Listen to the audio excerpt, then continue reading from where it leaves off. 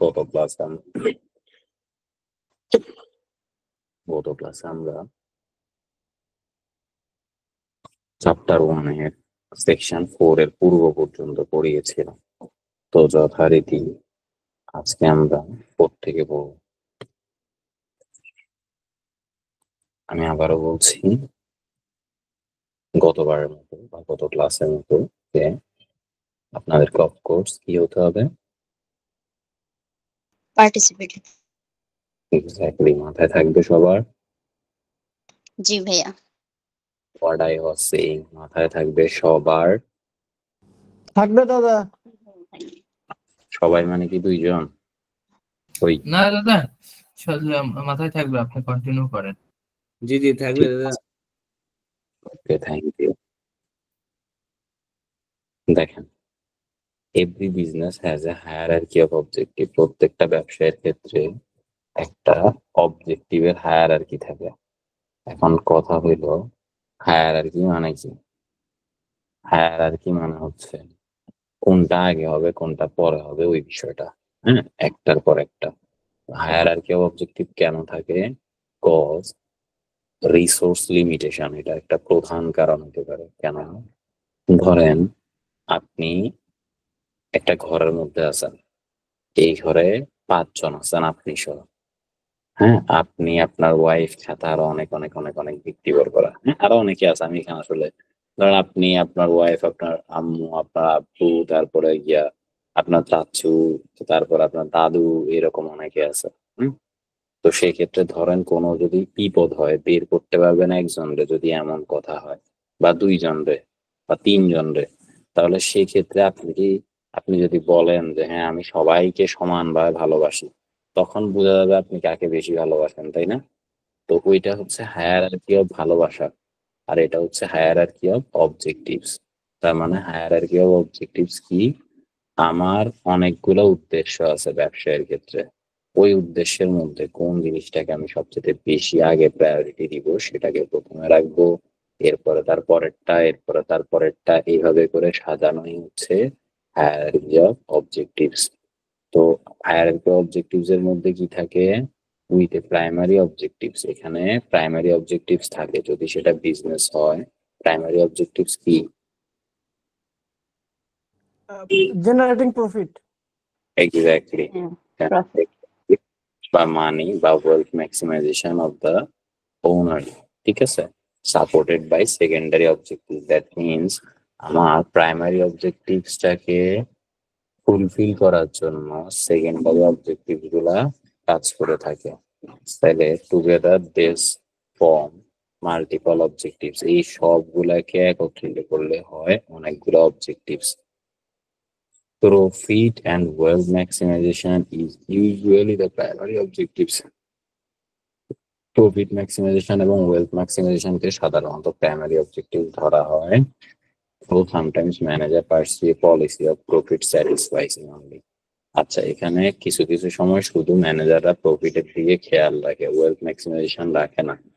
আমরা গত ক্লাসে বলছিলাম যে প্রফিট ম্যাক্সিমাইজেশন কখন ওয়েলথ ম্যাক্সিমাইজেশনের রূপ নেয়, মনে আছে? হ্যাঁ দাদা, মনে আছে। কখন? যখন হচ্ছে কি আমরা প্রফিটটাকে ডিস্ট্রিবিউট করে না দিয়ে বিজনেসের ভিতরে রেখে দেই, সেক্ষেত্রে আমার ওয়েলথটা বেড়ে যায়, তখন হচ্ছে কি সেটা ওয়েলথ ম্যাক্সিমাইজেশনের রূপ নেয়।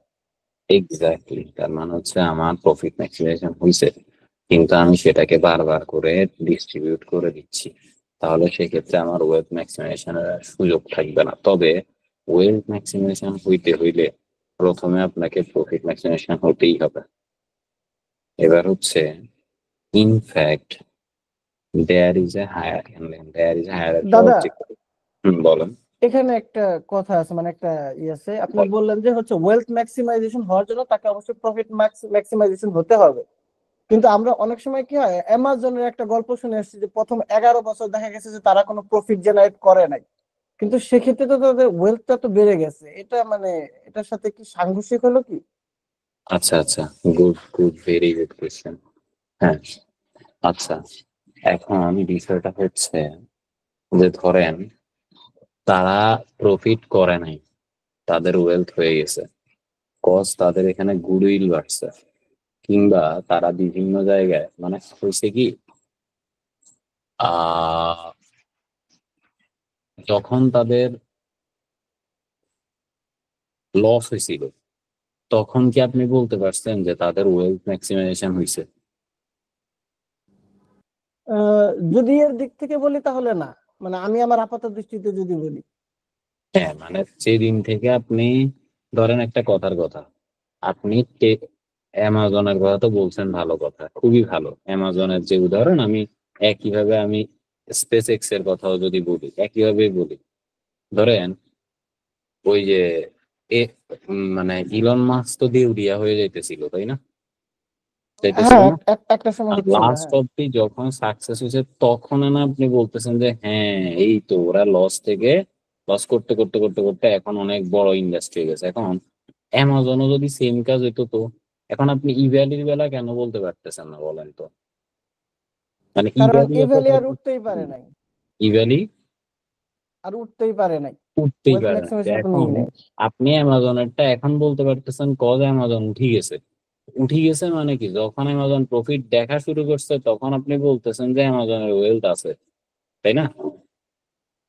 হ্যাঁ, আলটিমেটলি আপনি এখন যদি ধরেন অ্যামাজন না উঠতো, এবার ধরেন এক্স্যাক্টলি সেম আপনি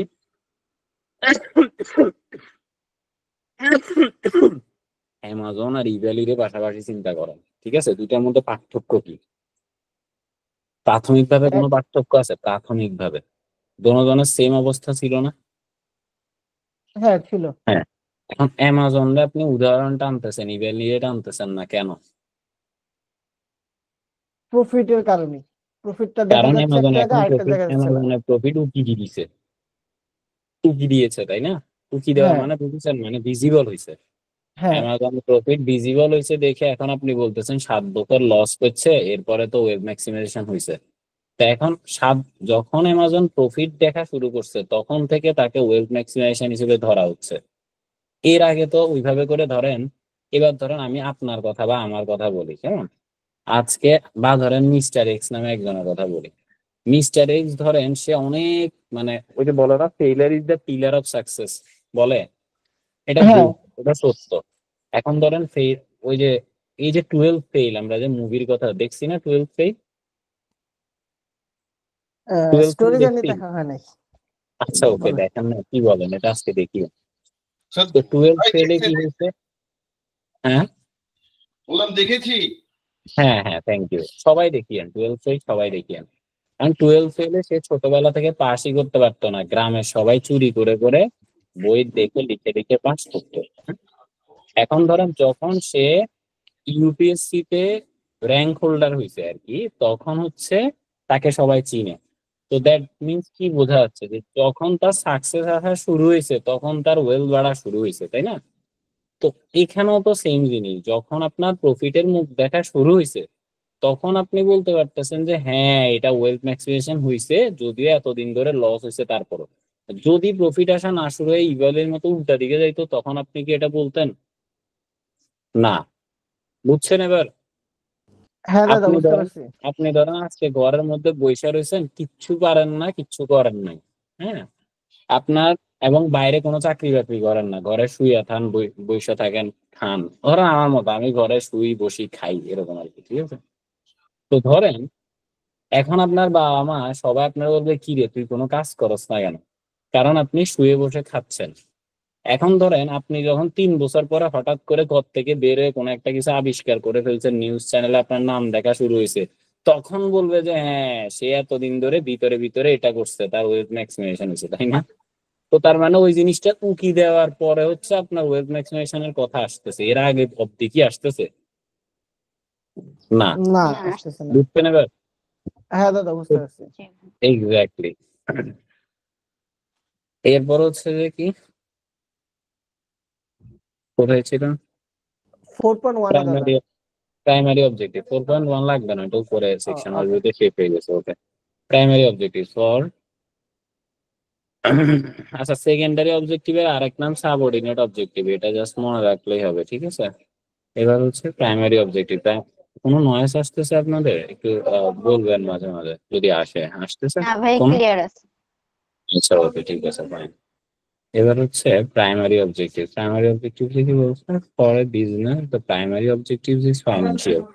একটা বিজনেসের ক্ষেত্রে প্রাইমারি অবজেক্টিভটা হচ্ছে মূলত financial, are making as much profit as possible, profit maximization so as to increase shareholder wealth।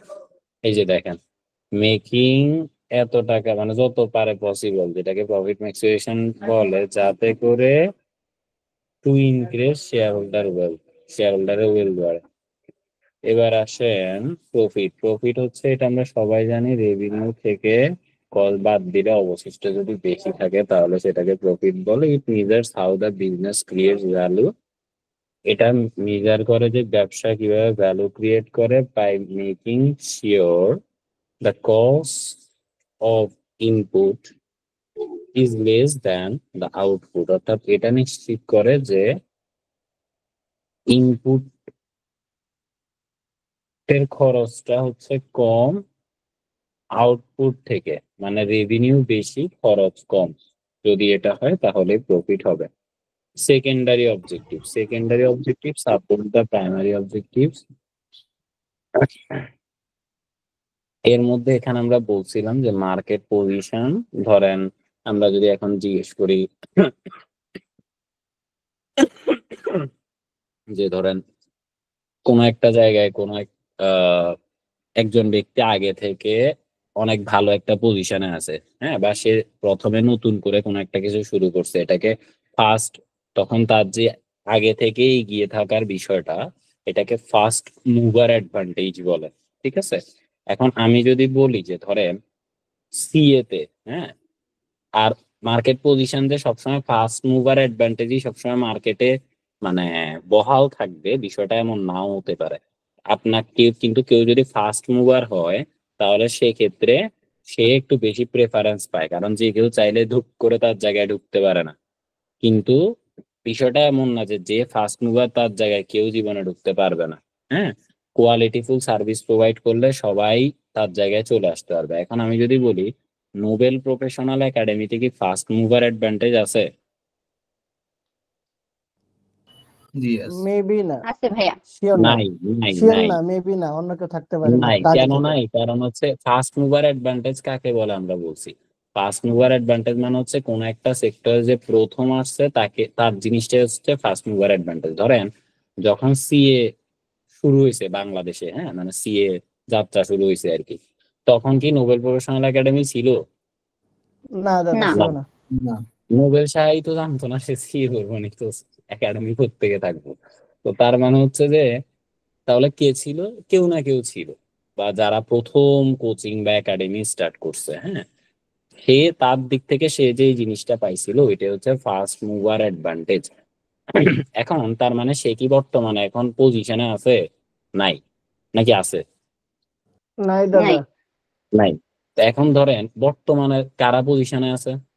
Nobel professional academy. Professional আচ্ছা যাই হোক, একাডেমি। আমি কিন্তু বলিনি, আপনারাই বলছেন। আমরাই বলে আচ্ছা দিছি। এখন কথা হইছে এই যে ধরেন মার্কেটের এই পজিশন লিড করা, এটা কিভাবে লিড করতে হয়? নিম্নোক্ত বিষয়গুলোর মাধ্যমে। এবার কি কি?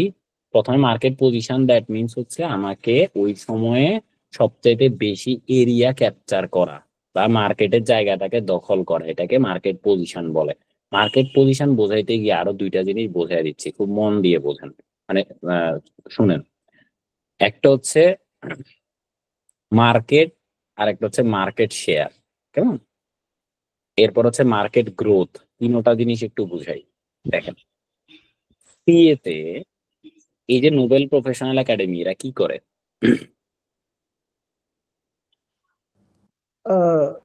পড়ায়। গাইডলাইন দেয়। পরে ভাইয়া সার্ভিস প্রোভাইড। গাইডলাইন দেয়, পড়ায় স্টুডেন্টদেরকে, ফাইন।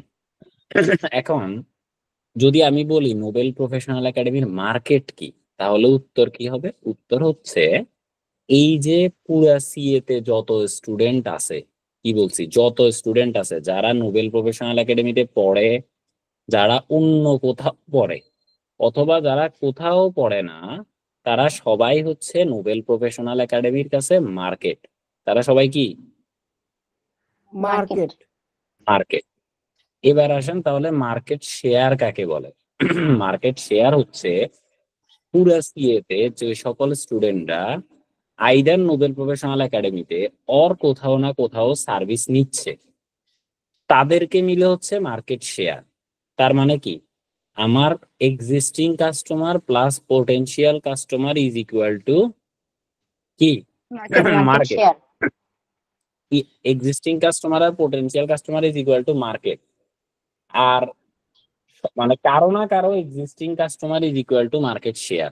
ঠিক আছে, মার্কেট শেয়ার মিনস সে কোথাও না কোথাও পড়ে, সে হোক নোবেল প্রফেশনাল একাডেমিতে পড়ে অথবা সে অন্য কোথাও পড়ে।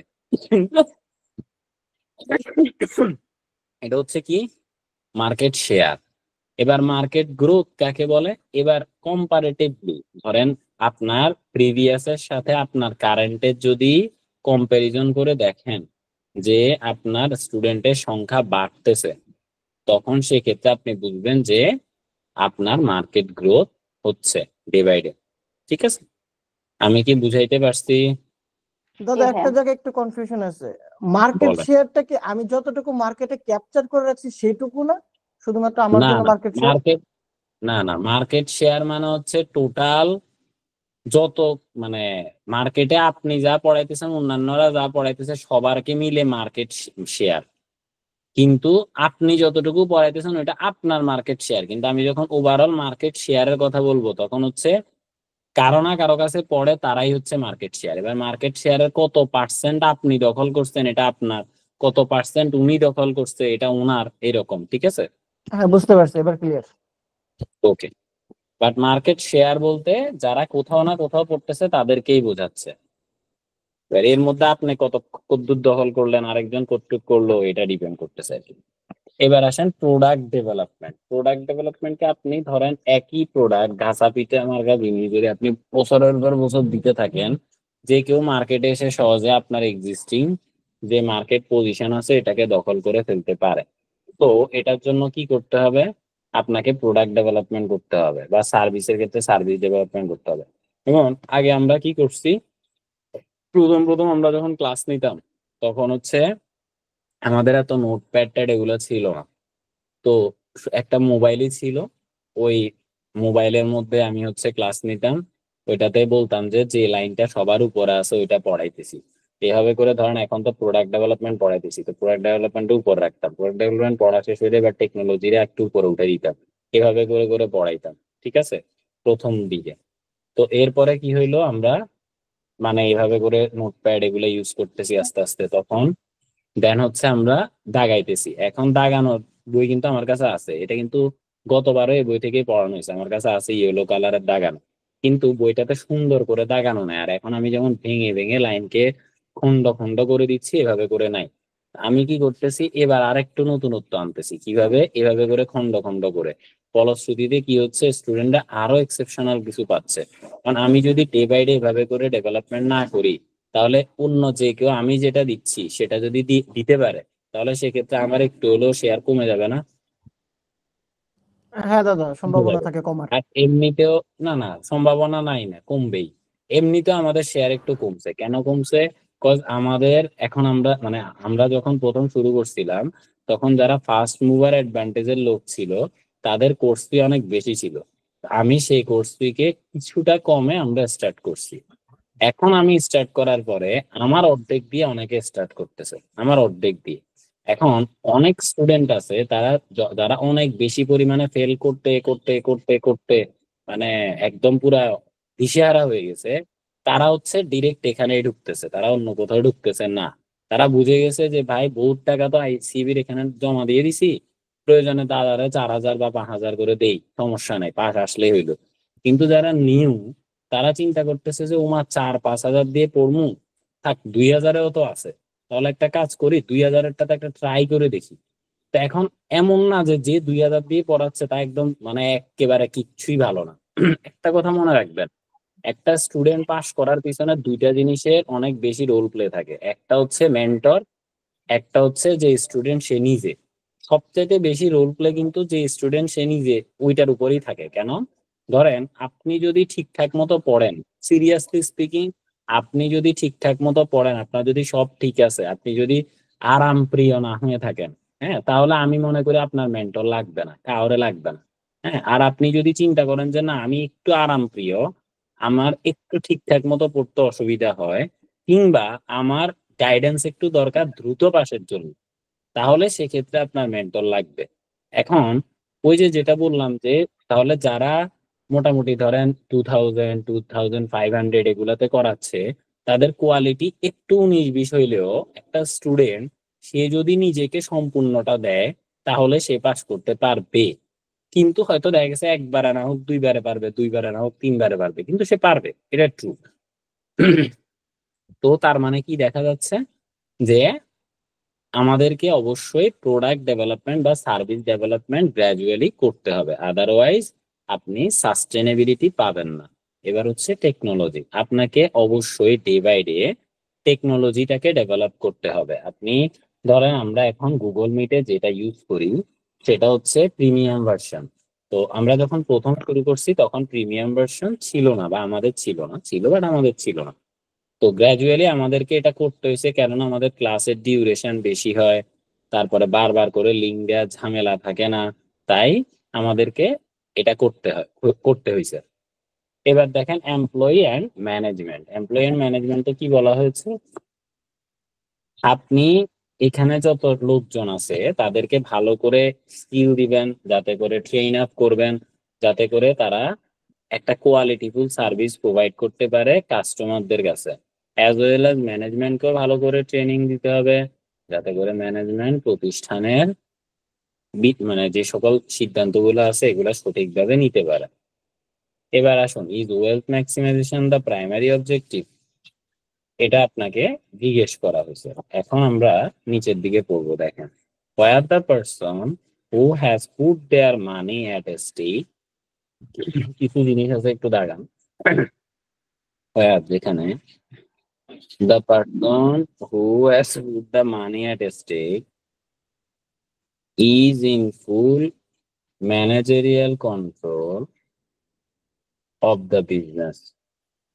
আচ্ছা, as in the case of a small owned managed company or partnership, assuming wealth maximization as the primary would seem to be very reasonable.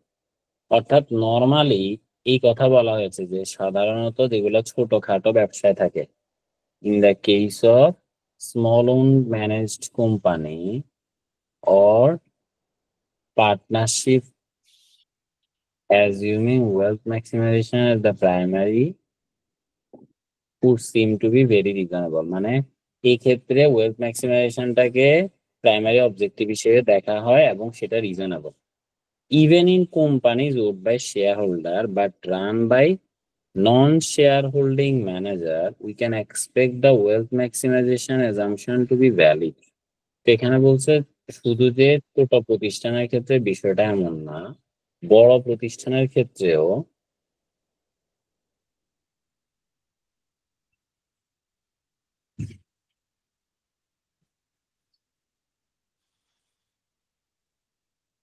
Wealth ম্যাক্সিমাইজেশনটাকে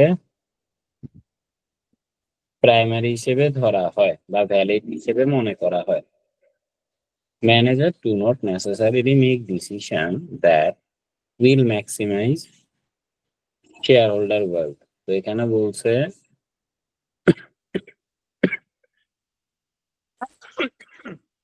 সাধারণত ম্যানেজাররা ওই সকল ডিসিশন সহজে নিতে চায় না যেটার মাধ্যমে শেয়ার হোল্ডারদের ওয়েলথ ম্যাক্সিমাইজেশন হবে। কেন? কারণ তাদের কোনো পার্সোনাল ইন্টারেস্ট নাই। কেন নাই? কারণ শেয়ার হোল্ডারদের ওয়েলথ ম্যাক্সিমাইজেশন হইলে তারা যত টাকা বেতন পাবে, না হইলে কি তারা বেতন কম পাবে না বেশি পাবে নাকি একই পাবে? সেম পাবে, সেমই থাকে। সেম পাবে।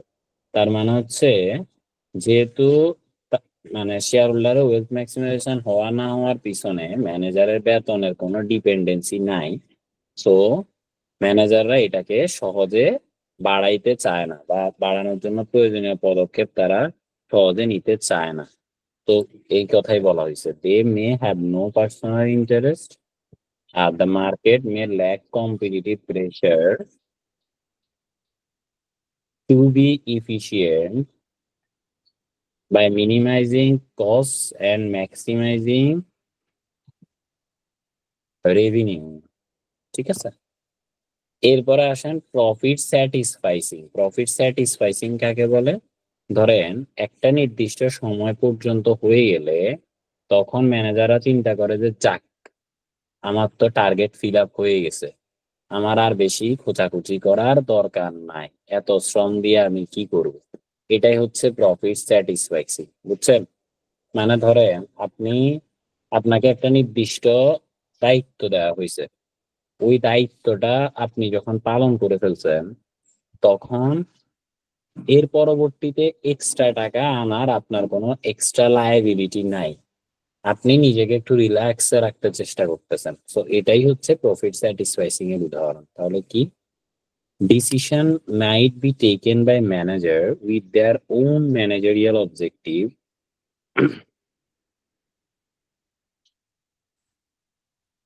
in mind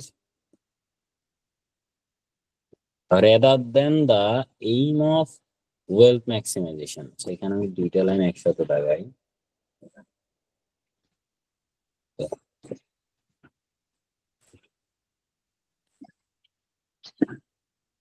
Rather than the aim of wealth maximization. Okay. Rather than শব্দটা যখন ইউজ হয় তার মানে ধরে নিতে হবে rather than এর প্রথমে যে শব্দটা ইউজ হয়েছিল এটা হচ্ছে আছে বোঝাচ্ছে, আর এর পিছনে যেটা আছে ওইটা হচ্ছে নাই বোঝাচ্ছে। রেদার দেন তাই অনেকটা ইনস্টেড অফ এর মতো কাজ করে। অর্থাৎ আমি যদি বলি I need Karim instead of Rahim, এটার অর্থ কি? রহিমকে দরকার, করিম না হলেও চলবে। আমি কি বলছি আবার বলেন তো, আমি ভুলে গেছি। I I need need,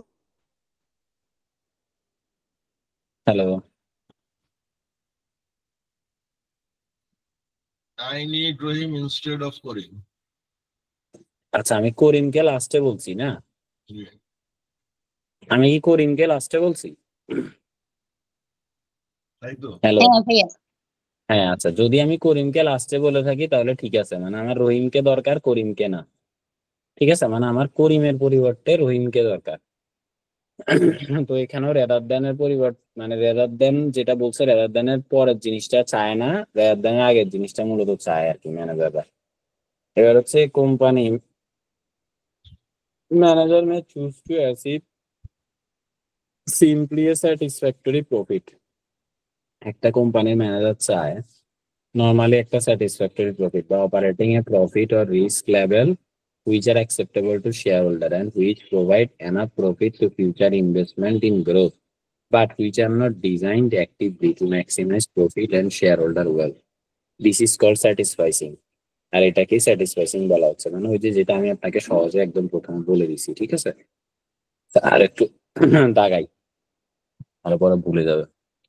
manager may choose to achieve simply A satisfactory profit by operating level which are acceptable to shareholder, which provide enough profit for future investment in growth, but which are not designed actively to maximize profit and shareholder wealth.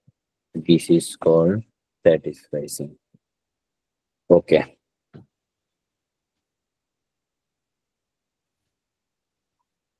And is linked to a view of the strategy process called bounded rationality put forward to the economists. আচ্ছা এটা একটু দেখেন, এই যে সে একটা নির্দিষ্ট গণ্ডির মধ্যে নিজেকে চিন্তা করতেছে যে প্রফিটের দূরে হলে হইব, আর এর বেশি দরকার নাই। হ্যাঁ, এই জিনিসটাকে বলা হচ্ছে বাউন্ডেড রেশনালিটি, ঠিক আছে। and is linked to a view of strategy process called bounded rationality put forward by economist Howard Simon. Okay. এবার আসেন রেভিনিউ ম্যাক্সিমাইজেশন। রেভিনিউ ম্যাক্সিমাইজেশন এটা সবসময় যে প্রফিটই আনে বিষয়টা এমন না। আপনি যদি লসে বেচেন তাইলেও তো রেভিনিউ ম্যাক্সিমাইজেশন বলবো না। হ্যাঁ হবে। রেভিনিউ ম্যাক্সিমাইজেশন মানে কি? সেল বাড়ানো, সেল। এখন আপনি জিনিস কিনছেন 10 টাকা দিয়া আর বিক্রি করতেছেন 5 টাকা দিয়া, তো 5 টাকা 10 টাকার জিনিস যদি 5 টাকায় বেচেন মানুষ আইসা ধুমায় কিনবো না? কিনবো। তো এখন দেখা গেছে আপনার গত বছর থেকে এবছরে সেল বাড়বো কিন্তু প্রফিট কি বাড়ছে? উল্টা আরো না। লস, তাই না? তো এই ক্ষেত্রে এটাই বলছে যে রেভিনিউ ম্যাক্সিমাইজেশন, এটা তার মানে এই না যে সবসময় এটাতে প্রফিট হয়, প্রফিট বা ওয়েল বাড়ে, বিষয়টা এমন না। সো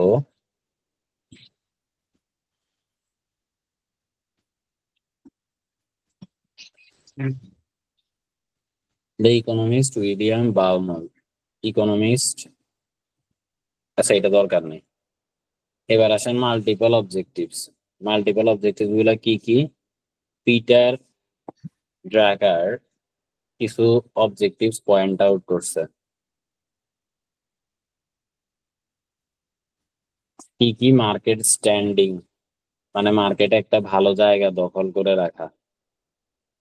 এরপরে হচ্ছে, আর এটার মধ্যে কি কি আছে এগুলো পড়ে নিবেন। মার্কেট শেয়ার, মার্কেট শেয়ার মানে কি মনে আছে এবার? হ্যাঁ, মনে আছে। কি? মার্কেট শেয়ারটা হচ্ছে কি, আমি যে বিজনেসে আছি ওভারঅল এই বিজনেসটা টোটাল মার্কেটে কতটুকু ক্যাপচার করছে, আমারটা না, জাস্ট আমার ইন্ডাস্ট্রিটা, ওটা হচ্ছে আমার মার্কেট শেয়ার। আর আমার এক্স্যাক্টলি, নিজের বিজনেসের ক্ষেত্রে ওইটার ভিতরে কতটুকু আমি ক্যাপচার করতে পারছি সেটা হচ্ছে আমার মার্কেট শেয়ার। Exactly, good. এবার হচ্ছে যে কাস্টমার স্যাটিসফ্যাকশন, এটা তো আমরা বুঝি। সাইজ অফ প্রোডাক্ট রেঞ্জ, এটাও বুঝি। সাইজ অফ প্রোডাক্ট রেঞ্জ মানে হচ্ছে মানে অনেকগুলা প্রোডাক্ট থাকা আর কি। যেমন ধরেন আজকে মোবাইল প্রফেশনাল একাডেমিতে 17 সাবজেক্ট আছে। এখন ধরেন কেউ এখানে অ্যাকাউন্টিং পড়তেছে, সে কি আরেক জায়গায় বিজনেস ফাইন্যান্স পড়বো?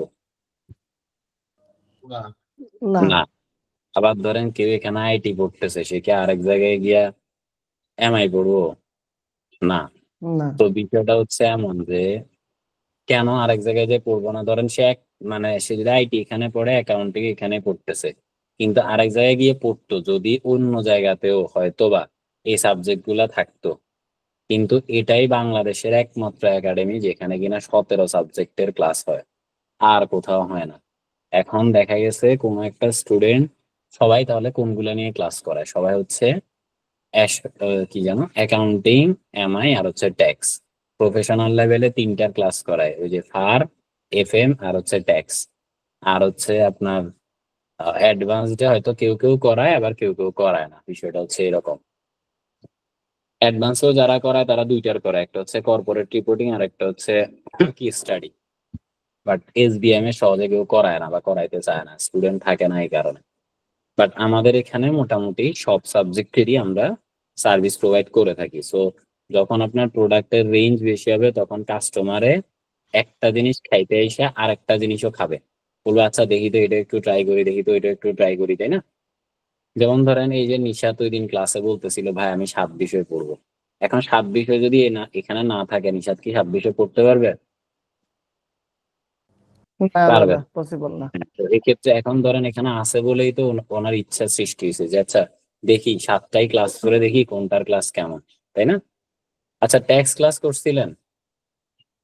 ট্যাক্স ক্লাসটা আমি করতে পারি না দাদা, অসুবিধা ছিল, আমি হসপিটাল ছিলাম। এটা দেখবো, এটা পাইছি, আমি আপনার লিঙ্কটা পাইছি, ওই ও, রেকর্ডেড ক্লাসটা, ওটা দেখতে হবে এখন। বুঝতে পারছি, বুঝতে পারছি। ঠিক আছে, দেখেন এবার হচ্ছে ইনোভেশন। ইনোভেশন কি? নতুনত্ব কিছু আনা। হ্যাঁ, ওইটাই হচ্ছে এখানে ইনোভেশন। ঘাসা পিঠা আগে যা ছিল এগুলারে না রেখে ডেভেলপ করা, এটাই হচ্ছে ইনোভেশন। প্রোডাক্টিভিটি, আগের থেকে বেশি পরিমাণে সার্ভিস বলেন বা প্রোডাক্ট বলেন প্রডিউস করা বা সার্ভিস হইলে প্রোভাইড করা, এটা হচ্ছে productivity.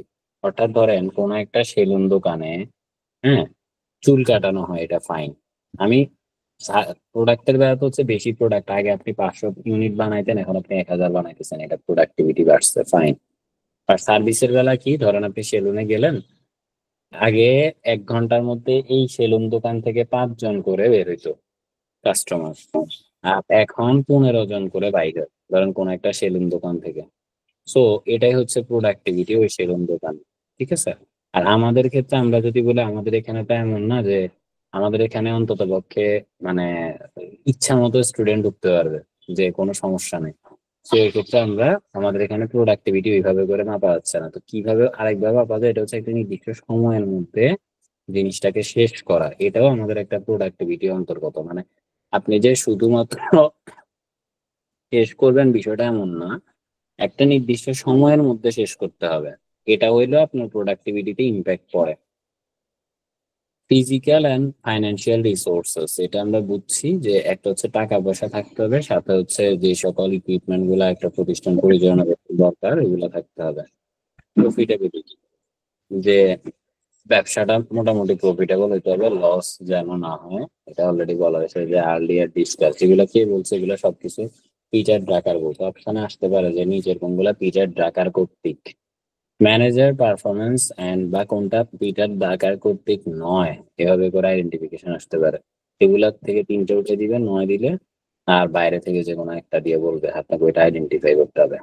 Manager performance and development, ম্যানেজারদের কি কাজ করতেছে, কেমনে করতেছে, এটা ওয়ার্কার পারফরমেন্স এন্ড অ্যাটিটিউড, ওয়ার্কাররা কি করতেছে না করতেছে এটা। কর্পোরেট রেসপন্সিবিলিটি, দেন হচ্ছে আপনার এই ব্যবসা প্রতিষ্ঠান থেকে যে সকল কাস্টমার বা ওভারঅল স্টেক হোল্ডার যারা আছে সকলের জন্য আপনার যদি আলাদা করে কোনো কিছু করার থাকে, these are your corporate responsibility. Environmental social governance, ESG, এটা আমরা অলরেডি ম্যানেজমেন্ট ইনফরমেশন ক্লাস একবার বলছিলাম, তাই না? হ্যাঁ ভাই, বলছিলাম। আচ্ছা, যদি বলে থাকি বলেন ইএসজি মূলত কি কাজে আসে? দাদা ইএসজি তো মনে হয় খুব সম্ভবত বলছিলেন এটা একটা টুল, এটা দিয়ে আমরা হচ্ছে মেজার টুল করি। না, আপনি ওই দিনও ক্লাসের মধ্যে টুল বলছিলেন। টুলস না, তাহলে কি টেকনিক ছিল? টেকনিকও না, টুল টেকনিক তো ছিল হচ্ছে আইটিতে। তাহলে আমি একটু পাজল হয়ে গেছি, অন্যকে বলুক। বলেন দেখি, বাকিরা বলেন না, মনে আছে? ইএসজি এটা মূলত কি, এটার কাজ কি? এটার কাজ হচ্ছে, এটা হচ্ছে একটা কি ক্রাইটেরিয়া, এটা হচ্ছে একটা ক্রাইটেরিয়া। হ্যাঁ, কিসের জন্য? সাস্টেনেবিলিটি নির্ণয় করার জন্য। কিসের জন্য? সাস্টেনেবিলিটি নির্ণয় করার জন্য। সাস্টেনেবিলিটি নির্ণয় করার জন্য ক্রাইটেরিয়া। তো নিশাত ওই দিন যখন টুল বলছিলেন তখন বলছিলাম, মনে আছে যে ওই যে ফাইন্যান্সিয়াল স্টেটমেন্টের ক্ষেত্রে যেমন ওই যে আইএস আইএফআরএস ল, এগুলো হচ্ছে ক্রাইটেরিয়া, এখানেও এটা হচ্ছে ক্রাইটেরিয়া। হ্যাঁ, কিসের জন্য? সাস্টেনেবিলিটি নির্ণয় করার জন্য। এবার আসেন দাগাইতে থাকেন। ওয়াইল ওয়েলথ ম্যাক্সিমাইজেশন মেবি দা, আচ্ছা এটার দরকার নেই। আচ্ছা, ইএসজি আর এখানে সাথে ইথিক্যাল বিহেভিয়ারটারও ঢুকাইছে, এটা জাস্ট একবার একটু দেখে নিবেন। হ্যাঁ, অত ইম্পর্টেন্ট কিছু না। ইথিক্যাল বিহেভিয়ার মানে হচ্ছে আপনার যে সকল বিহেভিয়ার করবেন, মানে বিহেভিয়ার মানে হচ্ছে শুধু যে ব্যবহার তা না, আচার ব্যবহার তা না, আপনার প্রতিষ্ঠানের অপারেশনের প্রত্যেকটা বিষয় is also considered as the behaviour of the organisation. হ্যাঁ, তো যা করবেন এগুলো যেন ইথিক্যাল হয়, আনইথিক্যাল কোনো কাজ আপনি না করেন, এটাই হচ্ছে ইথিক্যাল বিহেভিয়ারের মধ্যে পড়তেছে। এবার আসেন মিশন, গোল, প্ল্যান, স্ট্যান্ডার্ড। এখানে আমি সেকশন ওভারভিউতে কিছু পড়াচ্ছি না, কজ নিচে গেলে সব পাবেন, তাই। এবার আসেন প্ল্যানিং এন্ড কন্ট্রোল সিস্টেম কি বলছে? Business need to direct their activities by deciding what they want to do to achieve their primary objectives. ব্যবসায়ের মূলত তাদের অ্যাক্টিভিটিটাকে ডিরেক্ট করতে হবে।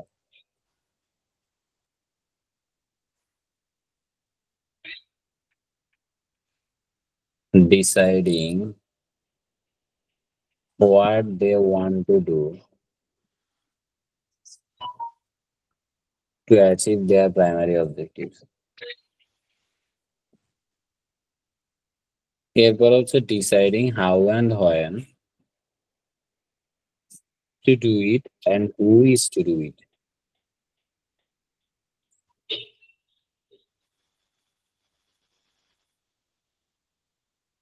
এরপর হচ্ছে checking that they achieve what they want. জানি না তো, জানি।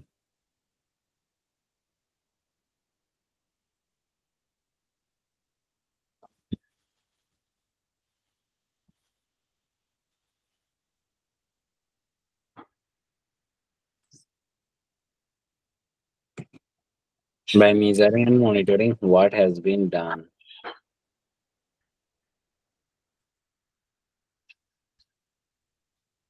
and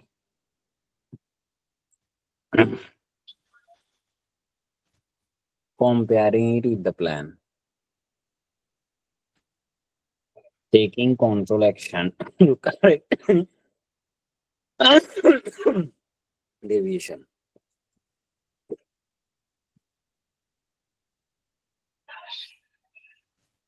ওকে, দেখানো হচ্ছে তো না? হ্যাঁ দাদা হচ্ছে। আচ্ছা, এবার দেখেন তো এখানে এই যে ক্রমটা আছে এটা অফকোর্স মাথায় রাখবেন প্ল্যানিং এন্ড কন্ট্রোলের দিক থেকে, প্রথমে কি তারপরে কি তারপরে কি তারপরে কি। হ্যাঁ, তাহলে দা ওভারঅল ফ্রেমওয়ার্ক।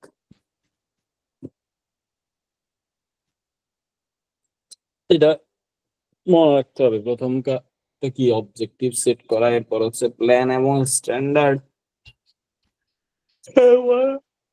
অ্যাকচুয়াল পারফরমেন্স করা, এর পরবর্তীতে কম্পেয়ার করা যে আপনি প্ল্যান যেটা করছেন সেটার সাথে মিল আছে কিনা অ্যাকচুয়াল পারফরমেন্সের।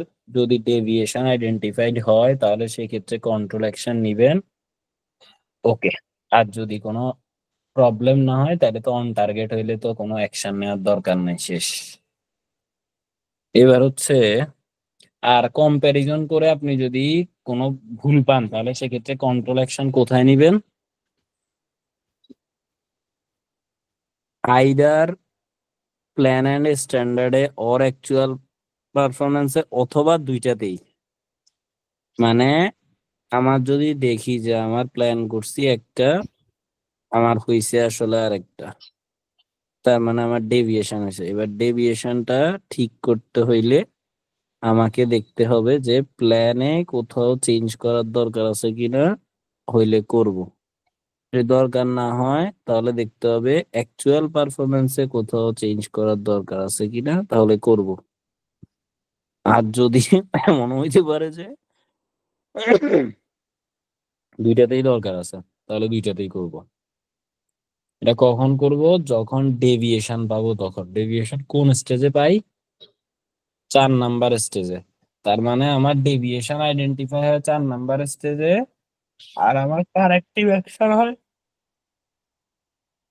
2 আর 3 নাম্বার স্টেজে। আচ্ছা, এরপরে আসেন মিশন। এবার আসেন এখন যেগুলা বলবো এগুলা থেকে পরীক্ষা প্রশ্ন আসে, ঠিক আছে? Overall direction of a business is set by its mission. একটা ব্যবসা কোন দিকে যাবে, কি করবে ইন ফিউচারে, এটা তার মিশনের মাধ্যমে সেট করা হয়।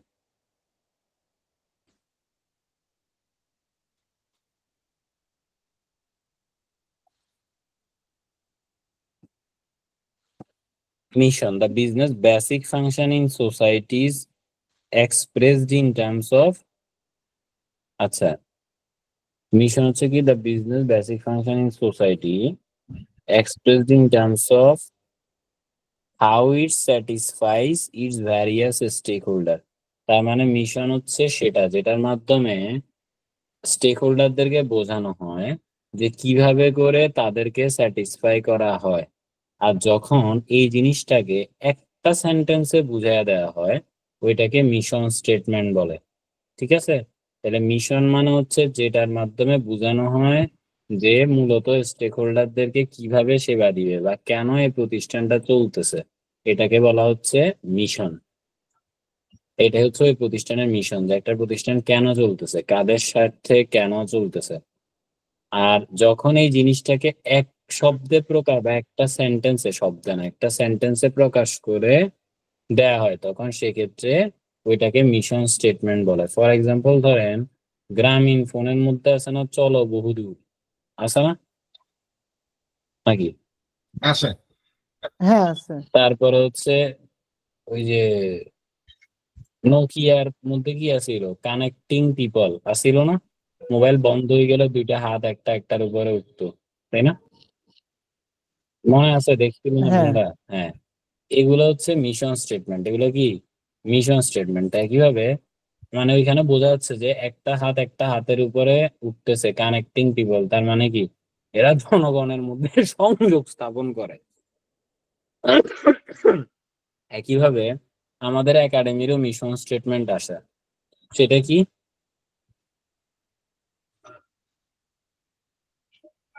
দেখছেন নি কখনো? না দাদা দেখি নাই। আচ্ছা, এটা হচ্ছে আমাদের লোগোর নিচে লেখা আছে, ব্রিজ টু প্রফেশনাল সাকসেস। ঠিক আছে, তো এটা দ্বারা কি বোঝা যায়? মানে ধরেন ওইখানে আমরা বলছি যে কানেক্টিং পিপল দ্বারা একটা জিনিস বোঝা যায়, সলো বহুদূর দ্বারা একটা জিনিস বোঝা যায়। এখন আমি যদি বলি যে ব্রিজ টু প্রফেশনাল সাকসেস, এটার দ্বারা কি বোঝা যায়?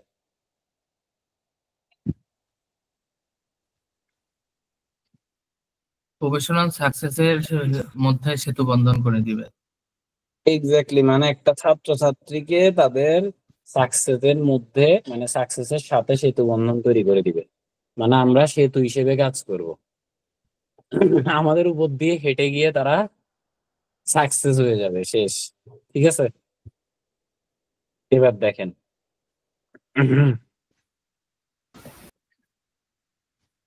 এখানে মিশনেরটা ক্লিয়ার? তাহলে মিশন মিশন ক্লিয়ার? জি। ওকে, এবার আসেন ভিশন। ভিশন কি বলছে? Some business also have a vision of the future state of the industry. তাহলে কিছু বিজনেসের কিছু ভিশন আছে, কিসের জন্য? Future state of the industry or business which determine what its mission should be. অর্থাৎ যেটা ডিটারমাইন করে দেয় যেটার মিশন কি হওয়া দরকার। ধরেন যখন প্রিভিয়াস গভর্নমেন্ট ছিল তখন তারা বিভিন্ন ভিশন নাম দিত না? কয়েকটা ভিশনের নাম বলতে পারবেন, মনে আছে আপনাদের? Digital Bangladesh. Digital Bangladesh, vision 2021, এরকম ছিল না? হ্যাঁ, অনেক বলতো, এরপরে ভিশন 2041 এভাবে বলতো বলতো না? এখন তার 41 হয়তো হইতো না, শেষ।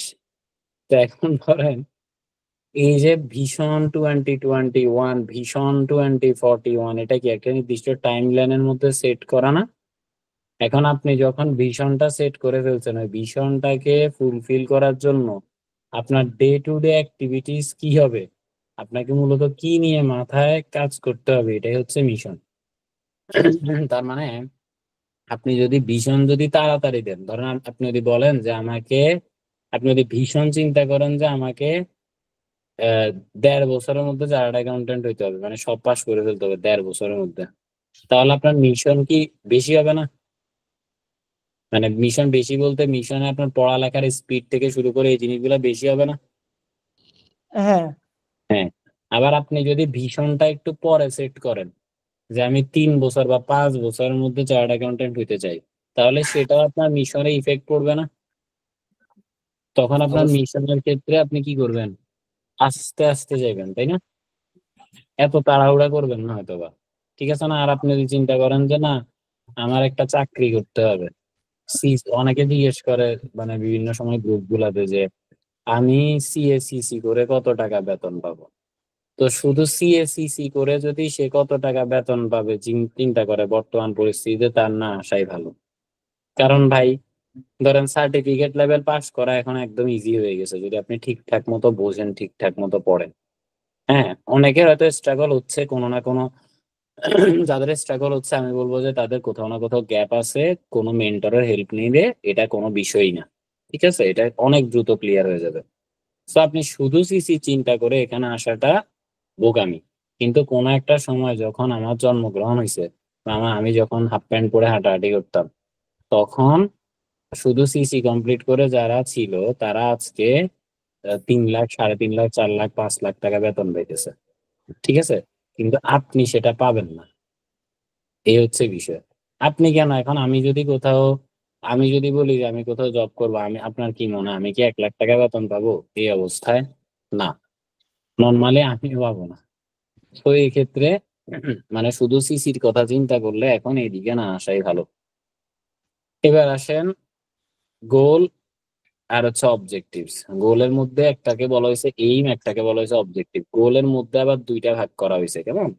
একটাকে বলা হয়েছে এইম, একটাকে বলা হয়েছে অবজেক্টিভ। এখন এইম কোনটাকে বলা হয়েছে আর অবজেক্টিভ কোনটাকে বলা হয়েছে? যখন আপনার গোলটা নন অপারেশনাল হয় তখন সেটাকে বলা হয় এইম, আর যখন সেটা অপারেশনাল হয় তখন সেটাকে বলা হয় অবজেক্টিভস।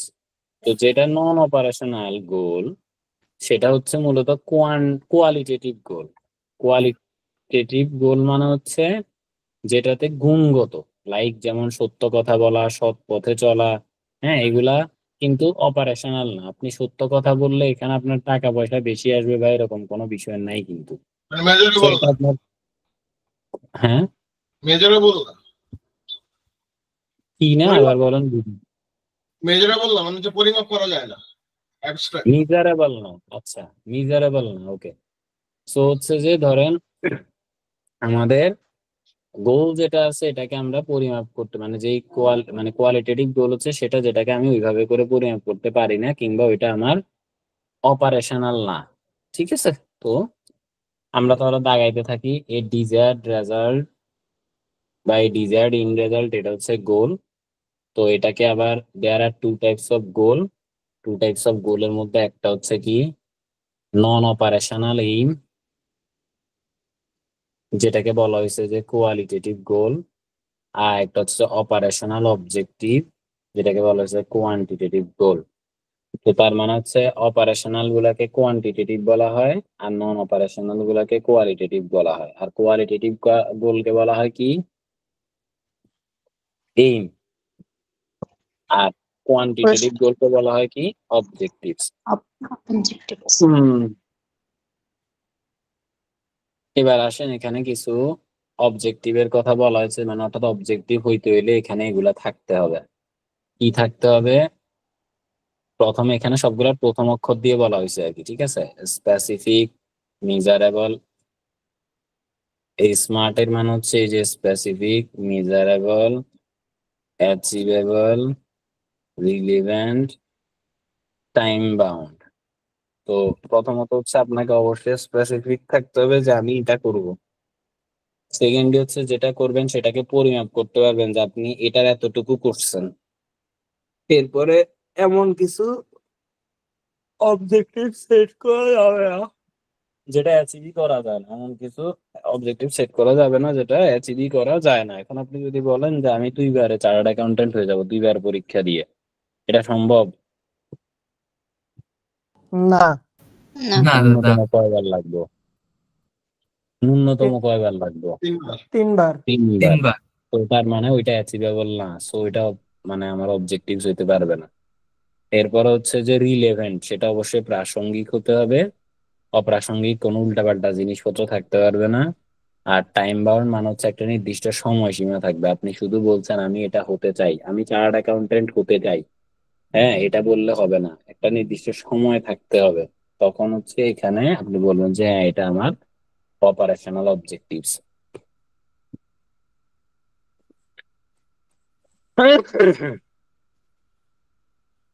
এবার হচ্ছে the purpose of setting operational objectives in a business. তো কেন অপারেশনাল অবজেক্টিভ সেট করা দরকার, কেন দরকার?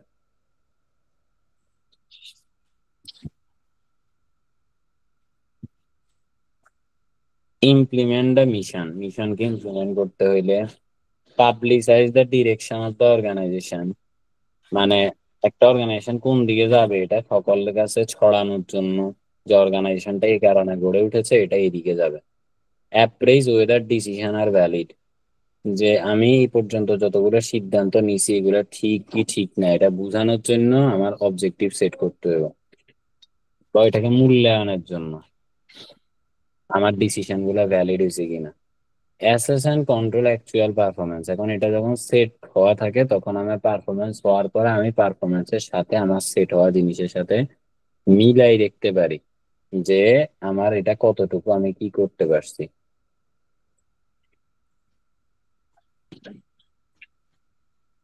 এবার আসেন প্ল্যান অ্যান্ড স্ট্যান্ডার্ড। আচ্ছা, এটার কয় পৃষ্ঠা আছে একটু বলেন তো? তো আর বেশি তো বলতে হবে না, বলতে হবে না। দেখেন, plans and standard state that what should be done to achieve the operational objective. প্ল্যানে বলা থাকে যে কি করতে হবে to achieve the operational objective, operational অবজেক্টিভটাকে অ্যাচিভ করতে হলে।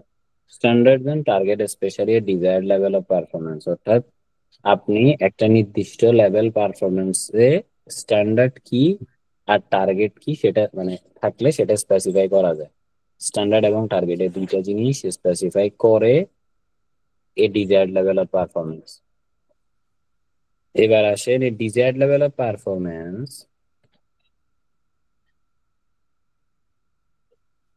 For what is done can be expressed as the standard to be met in terms of আচ্ছা, তাহলে এখানে a desired level of performance can be expressed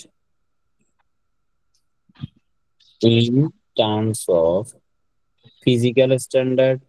আপনি একটা desire level of performance কে physically প্রকাশ করতে পারেন যে এত ইউনিট পারফর্ম করছে, এত ইউনিট বানাইছে।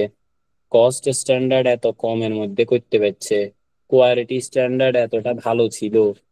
তার মানে এটা হচ্ছে যেটার মাধ্যমে আপনি পারফরমেন্স কে মেজার করতে পারেন। ঠিক আছে, পারফরমেন্স কিভাবে হয়েছে, এটা কি ডিজায়ার লেভেল হয়েছে কিনা, তাহলে এটা তিন ভাবে বোঝা যায়। একটা হয়েছে সংখ্যার মাধ্যমে, যে হ্যাঁ সে আগে 5টা অঙ্ক এই টাইমে করতে পারতো, এখন সে 10টা অঙ্ক করতে পারে। কস্ট স্ট্যান্ডার্ড, আগে তার এই জিনিসটা বানাইতে 500 টাকা খরচ হতো, এখন সে 350 টাকায় বানাইতে পারে। কোয়ালিটি স্ট্যান্ডার্ড, আগে এটা অনেক বেশি শক্ত ছিল, রুক্ষ ছিল, এখন এটা অনেক সফট হয়ে গেছে, কোমল হয়ে গেছে। ধরেন কোন একটা গার্মেন্টস এর কোন একটা প্রোডাক্টের কথা বললাম। সো এক্ষেত্রে এই তিন ভাবে আমরা performance, desired level of performance K express করতে পারি। এরপরে আসেন সাস্টেনেবিলিটি এন্ড ক্লাইমেট চেঞ্জ। তো এটা আমরা বলছিলাম যে সাস্টেনেবিলিটি মাপা হয় কিসের মাধ্যমে? EGS ওকে, ইজিএস না, মানে একদম ইএসজি বলি আমরা, ইজি একই কথা, হ্যাঁ যাই হোক। হ্যাঁ। এবার আসেন, sustainability means meeting the needs of present without compromising the ability of future generation.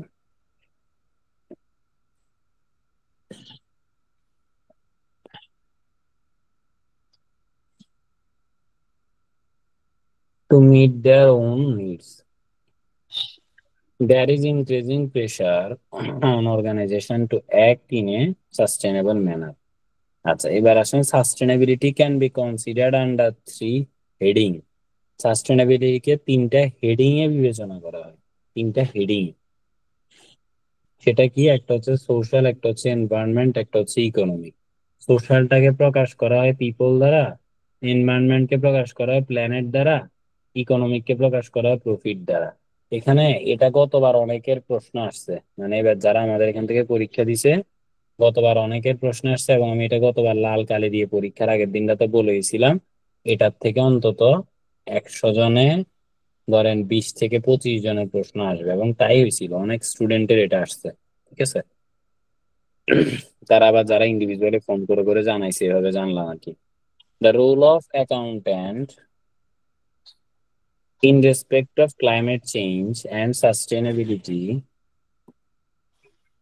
in respect of climate change and sustainability is not to be campaigners or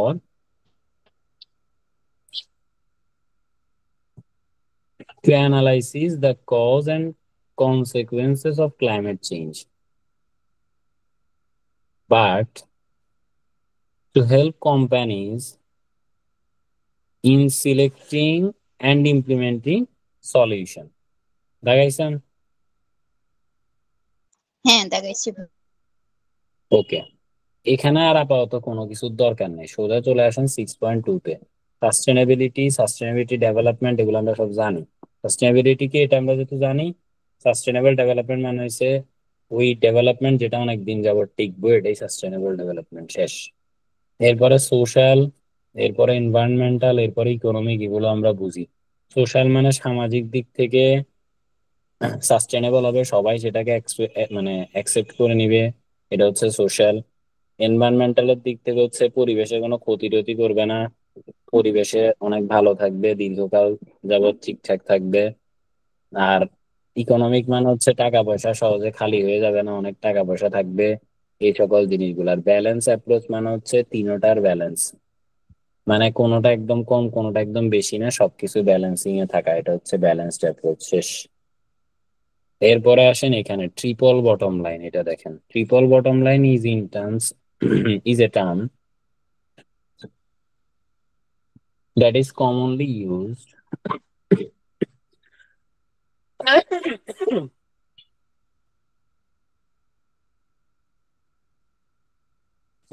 to refer to the bottom line of the statement of profit or loss. ঠিক আছে, তো মানে এখানে কি বলা হয়েছে যে একদম বটম লাইন কাকে বলে, ধরেন আমরা যদি বলি যে একটা কোম্পানির কোনো একটা কিছুরে, হ্যাঁ সেটা কি ভালো আছে নাকি খারাপ আছে, এটা আমরা যদি এক কথায় বুঝতেছি আমরা কোন জায়গায় হাত দিই বলেন তো? প্রফিট। ইনকাম স্টেটমেন্টের নিচে গিয়া প্রফিটে দেখি যে হয়েছে নাকি হয় না, ঠিক কিনা? জি। হ্যাঁ, তো তার মানে profit is one of the triple bottom লাইনের একটা আর কি, ঠিক আছে। তো এরা আমরা বলছিলাম যে ট্রিপল বটম লাইন, তাহলে কোন তিনটা জিনিসকে, ওই যে পিপল, প্ল্যানেট, প্রফিট। তো প্রফিট তো গেল একটা, আর বাকি দুইটা হচ্ছে কি পিপল আর হচ্ছে প্ল্যানেট। তার মানে এই তিনটা জিনিসের আলোকে আমরা অ্যাসেসমেন্ট করতে পারি ওইটার পারফরমেন্স কে। তাহলে এবার দাগাই ফেলেন যে 1990 সালে mister John Elkington suggested that a broader view of an organization's performance required a triple bottom line. The first bottom line is people account, আর পিপল অ্যাকাউন্ট প্রকাশ করা হয় কিসের মাধ্যমে, মানে কোন জিনিসটাকে প্রকাশ করে পিপল অ্যাকাউন্ট? সোশ্যাল, তাই না? হ্যাঁ, ওকে, তাহলে এর পরের লাইনেও লেখা আছে, একটু আগে সেকশন ওভারভিউ তো বলছিলাম কিন্তু, which indicates how social responsibility and organization is. The second is planet account, showing the ecological impact that an organization has. The third is profit account, the traditional profit after tax. Okay. তারপর হচ্ছে Elkington triple bottom line model was one of the first attempt to define a corporate reporting system that would measure more than just profit of a business. এটা শুধুমাত্র যে profit দেখে তা না, এটা profit থেকে বেশি কিছু দেখে। তো এটাই বলছো যে এটা ফার্স্ট অ্যাটেম্প ছিল যেটা ডিফাইন করতো একটা কর্পোরেট রিপোর্টিং সিস্টেমের, যেটা মেজার করে more than profit of the business, মানে শুধু প্রফিটকে মেজার করতো না, ওভারঅল তিনটা জিনিসকে মেজার করতো। এরকম একটা জিনিস প্রথম ছিল যেটা কিনা এলকিংটন আবিষ্কার করছে। মানে প্রফিটের বাইরেও যদি কোনো কিছুকে একাধারে মেজার করে থাকে তাহলে প্রথম এটা আবিষ্কৃত হয়েছে, এরপর আরো অনেক কিছু আবিষ্কৃত হইতে পারে, কিন্তু সর্বপ্রথম প্রফিটের বাইরে অন্য কিছু মেজার করার জন্য এট এ টাইম যদি কোনো একক থাকতো তাহলে সেটা হচ্ছে ট্রিপল বটম লাইন। এবার হচ্ছে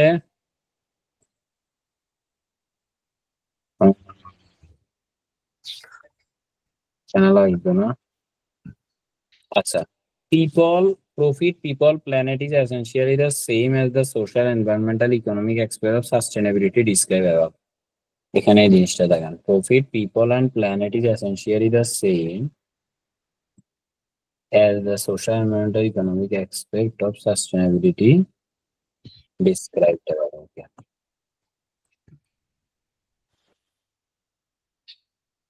এবার আসেন, এখানে একটা কথা বলছে নিট জিরো। কেমন নিট জিরো মানে কি? নিট জিরো মানে হচ্ছে জিরো তো একদম করে কমা ফেলা যাবে না, কিন্তু চাচ্ছে আর কি জিরো করতে। কি জিরো করতে? কার্বন ডাই অক্সাইডের পরিমাণকে জিরো করতে।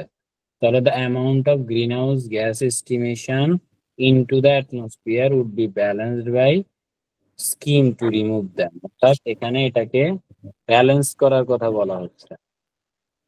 Emitted into the atmosphere would be balanced by scheme to remove them.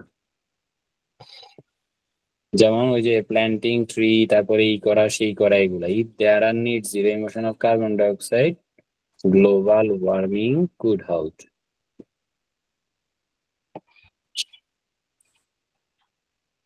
ওকে, এরপরে আর কিছু আছে? আচ্ছা, আর একটা জিনিস শুধু, তারপর আমাদের আজকের বিজনেস টেকনোলজি এন্ড ফাইন্যান্স শেষ হয়ে যাবে। এরপরে সেম লিঙ্কে আমাদের অ্যাকাউন্টিংটা হবে। দেখেন, এখানে বলছে অ্যাকশন টু সাপোর্ট সাস্টেনেবিলিটি। তো সাস্টেনেবিলিটিটাকে সাপোর্ট করতে হলে কিছু অ্যাকশন নিতে হবে। সেগুলা কি? দা 4 আর রিসাইক্লিং। এগুলা কি? প্রথম হচ্ছে রিডিউস করা, এরপর হচ্ছে রিইউজ করা, এরপর হচ্ছে রিসাইকেল করা, এরপর হচ্ছে রিপ্লেস করা। একটা একটা করে বোঝাচ্ছি। রিডিউস মানে কি? মানে হচ্ছে ওয়েস্টের পরিমাণ রিডিউস করা। ওয়েস্টের পরিমাণ কি? রিডিউস করা মানে ময়লার পরিমাণ যত সম্ভব কমায় আনা, এটা হচ্ছে রিডিউস করা, কমানো। রিইউজ কিসের ইউজের কথা বলছে? যে সকল জিনিসগুলা আপনার বারবার ব্যবহার করা যাবে। ফর এক্সাম্পল ধরেন একটা পানির বোতল, এটার মধ্যে আপনি একবার পানি ধরেন বাজার থেকে কিনছেন 20 টাকা দিয়ে, একটা বোতল কিনে এটাতে পানি খাইছেন, খাইয়া বোতলটারে না ফেলে দিয়ে আবার বাসায় যায় এটার ভিতরে পানি ঢুকাইছেন, আবার খাইছেন, আবার পানি ঢুকাইছেন, আবার খাইছেন, আবার পানি ঢুকাইছেন, আবার খাইছেন। এটাকে কি বলে? রিইউজ। রিইউজ বলে। ফাইন। এরপর হচ্ছে রিসাইক্লিং। রিসাইক্লিং কাকে বলে? আপনি ধরেন এবার বোতল এটা খাইতে খাইতে খাইতে খাইতে এটার এক জায়গায় ছিদ্র হয়ে গেছে। এবার আপনি চিন্তা করছেন এটা তো এখন ছিদ্র হয়ে গেছে, কি করা? তো বোতলটাকে আপনি কাটছেন, কেটে কি করলেন? এটার আবার গ্লাস বানাই ফেললেন হয়তো। আর যদি সেটা না করেন তাহলে ধরেন দেখা গেছে নিচে দিয়ে ছিদ্র হয়ে গেছে, তাহলে কি করলেন? কেটে এটার মধ্যে মাটি ঢুকাইছেন, ঢোকানোর পরে ওই মাটির মধ্যে বৃক্ষরোপণ করছেন এবং গাছ মানে গাছ বড় হইতেছে এটার মধ্যে। সো এটা কি? রিসাইকেল। এটা রিসাইকেল। হ্যাঁ, যখন একটা প্রোডাক্টকে আমরা কিছুটা পরিবর্তন সাধনের মাধ্যমে আবার পুনরায় ব্যবহার করি তখন সেটাকে রিসাইকেল বলে। আর যখন একটা প্রোডাক্টকে যেভাবে আছে ঠিক ওইভাবে আমরা আবার ব্যবহার করি তখন সেটাকে রিইউজ বলে। ঠিক আছে? হ্যাঁ, ওকে, ঠিক আছে।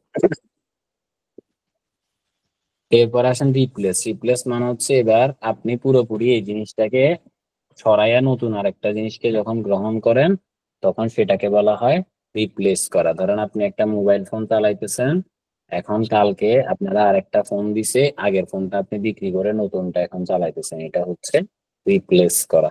ঠিক আছে? তো এই নিয়ে আমাদের আজকের বিজনেস টেকনোলজি অ্যান্ড ফাইন্যান্সের সমাপ্ত হলো। এখন আমরা একই ক্লাসে, আচ্ছা আগে হচ্ছে আহ আপনাদের কোনো প্রশ্ন আছে বিজনেস টেকনোলজি এন্ড ফাইন্যান্স নিয়ে? থাকলে বলেন, আদারওয়াইজ আমরা দাদা এখানে একটা প্রশ্ন আছে। বলেন। এই রিপ্লেসটা হচ্ছে রিপ্লেসের মাধ্যমে আমরা কিভাবে সাস্টেনেবিলিটি হচ্ছে? আচ্ছা, ধরেন এখানে তো একটা এক্সাম্পল দিয়েই দিছে, দেখেন, planting new forest to replace forest that have been cut down for that timber. তার মানে কি? ধরেন আপনার এক জায়গায় গাছ কাটি ফেলছেন, তো গাছ কাটার পরিবর্তে রিপ্লেসমেন্ট হিসেবে হচ্ছে যে আপনার কি করা? আরেক জায়গায় গাছ লাগানো। আরেক জায়গায় গাছ লাগানো। এই এখন ধরেন আপনি একটু মজা করে আজকে ক্লাসটা শেষ করে দিই, হ্যাঁ, যেহেতু প্রশ্নটা বলছেন হঠাৎ মাথায় আসছে, তাই একটু মজা করি। ধরেন আপনি আপনার গার্লফ্রেন্ডের উপরে রাগ দেখাইছেন, ঠিক আছে? এখন এটাকে রিপ্লেস করবেন কি দিয়ে? আরো একটা গার্লফ্রেন্ড দিয়ে। তাই কি? আচ্ছা যাই হোক, আই ডোন্ট নো। আমি ভাবছি আপনি অন্য কিছু বলবেন। না, আমি এটা আরো একটা হচ্ছে গার্লফ্রেন্ড ধরেন রিপ্লেস করব। আমি রিসাইকেল করতে অন্য কিছু বলতো, রিপ্লেস তো। ভাই ধরতে পারছে।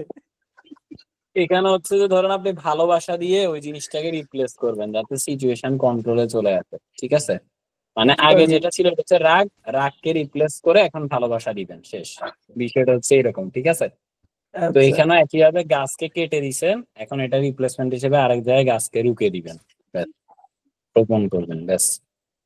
ওকে দেন। তো আপনাদের কারো যদি বিজনেস টেকনোলজি অ্যান্ড ফাইন্যান্সে আমাদের সাথে জয়েন হওয়ার ইচ্ছা থাকে, উপরে যে নাম্বার আছে 01628989565 দেখা যাচ্ছে, এই নাম্বারে হোয়াটসঅ্যাপে নক করার জন্য অনুরোধ জানানো যাচ্ছে। ধন্যবাদ সবাইকে।